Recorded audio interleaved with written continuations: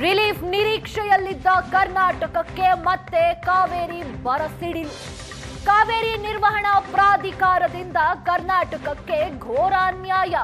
ತಮಿಳುನಾಡಿಗೆ ನೀರು ಹರಿಸಬೇಕೆಂದ ಸಿಡಬ್ಲ್ಯೂಎಂಎ ಅಧಿಕಾರಿಗಳು.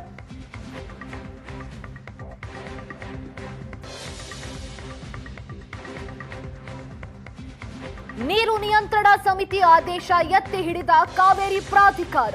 ಕರ್ನಾಟಕದ ವಾದಕ್ಕೆ ಮನ್ನಣೆ ನೀಡದ ಕಾವೇರಿ ನಿರ್ವಹಣಾ ಪ್ರಾಧಿಕಾರ ತಮಿಳುನಾಡಿಗೆ 15 ದಿನ 3500 ಕ್ಯೂಸೆಕ್ ನೀರು ಹರಿಸುವಂತೆ ಆದೇಶವನ್ನ ನೀಡಲಾಗಿದೆ.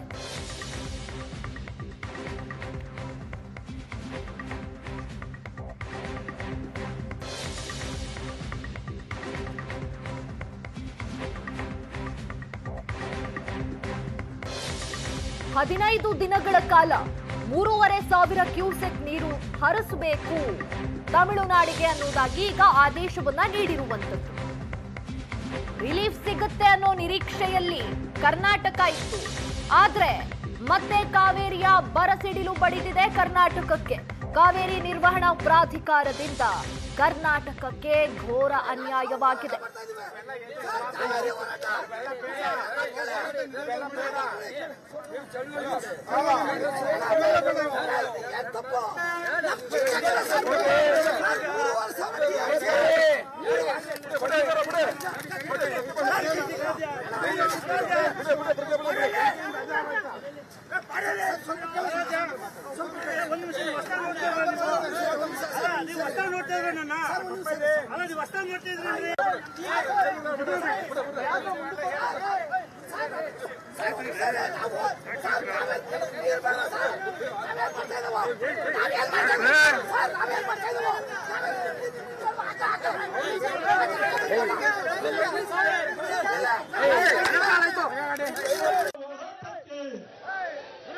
ಸಮರಸಿಂಹ ಟಿ.ಎ. ನಾರಾಯಣಗೌಡರ ಹೋರಾಟಕ್ಕೆ ಕಾವೇರಿ ನಾವೇರಿ ಲೇಟ್ ಮಾಡ್ಕೊಂಡು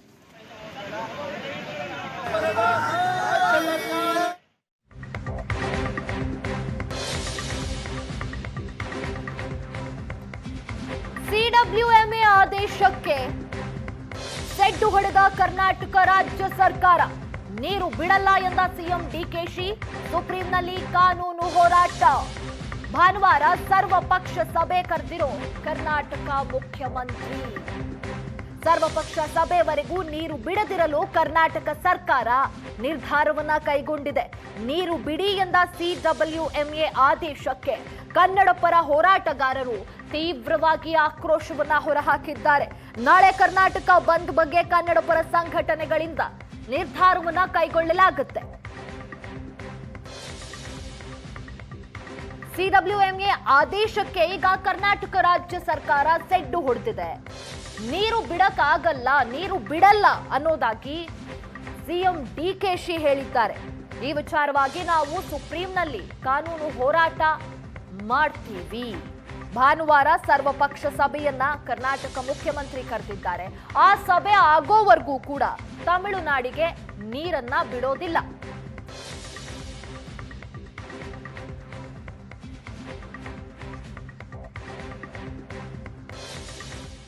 ಕಾವೇರಿ ನಿರ್ವಹಣೆ ಮಂಡಳಿ ನಮಗೆ ಬೇಕಾಗಿಲ್ಲ. ನಿರ್ವಹಣಾ ಮಂಡಳಿಯನ್ನ ವಜಾ ಮಾಡಬೇಕು. ನಾಳೆ ಸೇರ್ತಾ ಇದೀವಿ. ನಾಳೆ ಬೆಳಗ್ಗೆ 11 ಗಂಟೆಗೆ ಇದೇ ಸ್ಥಳದಲ್ಲಿ ಕನ್ನಡ ಪರ ಸಂಘಟನೆಗಳು ಸಭೆ ಕರೆದಿದ್ದೀವಿ. ನಾವು ಬಹಳ ಭದ್ರವಾಗಿ ಮುಂದಿನ ದಿನಗಳಲ್ಲಿ ತೀವ್ರವಾದಂತ ಹೋರಾಟವನ್ನ ನಮಗಾಗಿ, ನೀರಿಗಾಗಿ, ರಾಜ್ಯಕ್ಕಾಗಿ ತೀವ್ರ ಹೋರಾಟ ಮಾಡಬೇಕು ಅಂತೇಳಿ ನಾಳೆ ತೀರ್ಮಾನ ಕೈಗೊಳ್ತೀವಿ. ಪಾರ್ಲಿಮೆಂಟ್ ನಲ್ಲಿ ಒಬ್ಬನಾದ್ರೂ ನಮ್ಗೆ ಅನ್ಯಾಯ ಆಗಿದೆ ಅಂತ ಹೇಳಿ ಧ್ವನಿ ಎತ್ತಿದ್ರೆ ಇಡೀ ಪಾರ್ಲಿಮೆಂಟ್ ನೋಡ್ತಾ ಇದ್ರು, ಇಡೀ ದೇಶ ನೋಡ್ತಾ ಇದ್ರು. ಒಬ್ಬ ಪಾರ್ಲಿಮೆಂಟ್ ಸದಸ್ಯ ಇದರ ಬಗ್ಗೆ ಮಾತಾಡಲಿಲ್ಲ. ತಮಿಳುನಾಡು ಮುಖ್ಯಮಂತ್ರಿ ಕರೆದು ಬಿಟ್ರು. ಮೊದಲು ಯಾರು ಹೇಳಿದ್ರು? ಸುಪ್ರೀಂ ಕೋರ್ಟ್ ಹೇಳ್ತಾ ಅಥವಾ ಸಿಡಬ್ಲ್ಯೂಸಿ ಹೇಳ್ತಾ? ಇಬ್ರು ಚೀಫ್ ಮಿನಿಸ್ಟರ್ಗಳು ಕೂತ್ಕೊಂಡು ಮಾತಾಡಿ ಯಾರು ಹೇಳಿಲ್ಲ. ರೀತಿಯ ಎಲ್ಲ ಸಿಟಿಗಳಿಗೂ ನೀರು ಕೊಡಬೇಕು. ಅದ್ರ ಜೊತೆಗೆ ಜಲಧಾರೆ ಅಂತೇಳಿ ಒಂದು ಹೊಸ ಸ್ಕೀಮ್ ತಂದು ಹಳ್ಳಿಗೂ ನೀರು ಕೊಡೋ ಮಾಡಿದ್ವಿ. ಅದನ್ನು ಕೂಡ ಕಾವೇರಿ ನೀರನ್ನು ಕೊಡೋವಂಥ ಸ್ಕೀಮ್ ಮಾಡಿದ್ವಿ. ಅದಕ್ಕೂ ನೀರು ಬೇಕು. ಇದನ್ನು ಒಂಥರ ಧೃತರಾಷ್ಟ್ರನ ಪ್ರೇಮ ಥರ ತಮಿಳ್ನಾಡಿಗೆ ಬಿಡಿ ಅಂದರೆ ಬಿಡೋಕ್ಕೆ ಸಾಧ್ಯನೇ ಇಲ್ಲ. ನಮ್ಮ ಸರ್ಕಾರ ಯಾವುದೇ ಕಾರಣಕ್ಕೂ ನೀರು ಬಿಡಬಾರ್ದು. ಬಿಟ್ಟರೆ ಇದ್ರ ನಮ್ಮ ಸರ್ಕಾರ ಆಗಲಿ ಇದ್ರ ವಿರುದ್ಧ ನಾವು ಕೂಡ ಪ್ರತಿಭಟನೆ ರೈತರ ಜೊತೆ ಸೇರ್ಕೋಬೇಕಾಗತ್ತೆ, ಬೇರೆ ದಾರಿ ಇಲ್ಲ ನಮಗೂ. ಆದರೆ ನೀರು ಮಾತ್ರ ಕೊಡ್ಕೊಡ್ದು. ಈಗಲೇ ನಮ್ಮಲ್ಲಿ ಬೆಳೆದು ನಿಂತಿರುವಂಥ ಬೆಳೆಗಳು ಈಗಾಗಲೇ ಅದು ಒಣಗ್ತಾ ಇದೆ. ರೈತರಿಗೆ ಮರಣ ಶಾಸನ ಆಗಿದೆ ಈಗಾಗಲೇ. ಅವರು ಸಾಲ ಸೋಲ ಮಾಡಿ ಕಬ್ಬು ಹಾಕಿದ್ದಾರೆ. ಮೊನ್ನೆ ಕುಡಿಯೋ ನೀರಿಗೇನೋ ಒಂದು 500 ಕ್ಯೂಸೆಕ್ ನೀರನ್ನು ಬಿಟ್ಟಿದೆ. ಅದು ಮೊದಲೆಲ್ಲ 8 ಅವರಲ್ಲಿ ಬರ್ತಾಯಿತ್ತು, 500 ಬಿಟ್ಟಿರೋದ್ರಿಂದ ನಮ್ಮೂರಿಗೆ ಬರೋಕ್ಕೆ ನೀರು ಬಿಡಬೇಕು ಅಂತ ತೀರ್ಪನ್ನು ಕೊಟ್ಟಿದ್ದಾರೆ. ರಾಜ್ಯ ಸರ್ಕಾರ ಯಾವುದೇ ಕಾರಣಕ್ಕೂ ಆ ತೀರ್ಪನ್ನು ಒಪ್ಪಬಾರ್ದು, ಆ ತೀರ್ಪನ್ನು ಧಿಕ್ಕರಿಸಬೇಕು. ಸರ್ವೋಚ್ಚ ನ್ಯಾಯಾಲಯಕ್ಕೆ ಮನವಿಯನ್ನು ಸಲ್ಲಿಸಬೇಕು. ಯಾಕೆ ಅಂತ ಹೇಳಿದ್ರೆ ನಮ್ಮ ಭಾಗದಲ್ಲಿ 2 ತಿಂಗಳಿಂದ ಮಳೆ ಆಗದೆ ಬರಗಾಲದಿಂದ ತತ್ತರಿಸೋಗಿದ್ದಾರೆ ರೈತರು. ಭಾಷೆ ಬದುಕಿದ್ರೆ, ಮನುಷ್ಯ ಬದುಕಿದ್ರೆ, ನೆಲ ಜಲ ಇವತ್ತಿನ ದಿನ ನಮಗೆಲ್ಲರಿಗೂ ಇದ್ದರೆ ನಾವು ಬದುಕ್ತೀವಿ.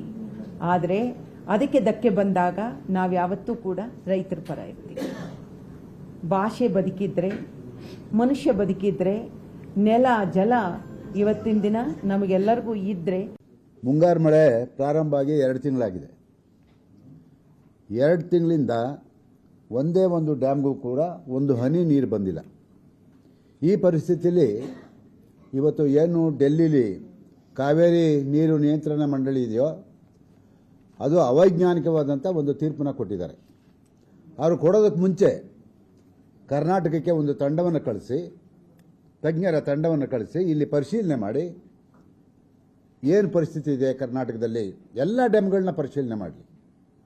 ಕಳೆದ ವರ್ಷ ಬೇಕಾದಷ್ಟು ಮಳೆ ಆಯಿತು, ಸುಮಾರು 100 TMC ನೀರು ತಮಿಳುನಾಡಿಗೆ ಹೋಯಿತು, ನಾವು ಹಿಡಿದಿಟ್ಕೊಳ್ಳಿಲ್ಲ ಬಿಟ್ಟು.